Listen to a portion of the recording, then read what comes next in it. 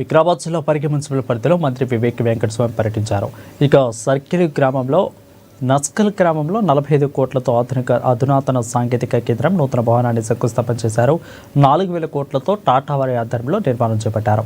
ఇక ప్రతి సంవత్సరం ఒక కేంద్రంలో 200 మందికి శిక్షణ ఇవ్వడం జరుగుతుందని అన్నారు. ఉద్యోగాలు ఎక్కడికి వెళ్లి చేయాలి, ఉద్యోగాలపై నిర్లక్ష్యం చేయొద్దని మంత్రి వివేక్ తెలిపారు.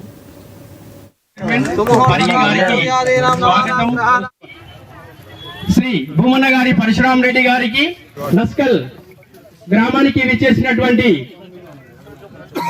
Honourable minister labour and employment గ్రామ పెద్దలు చెన్నయ్య గారు, డాక్టర్ గడ్డం Vivek Venkataswamy honourable minister labour and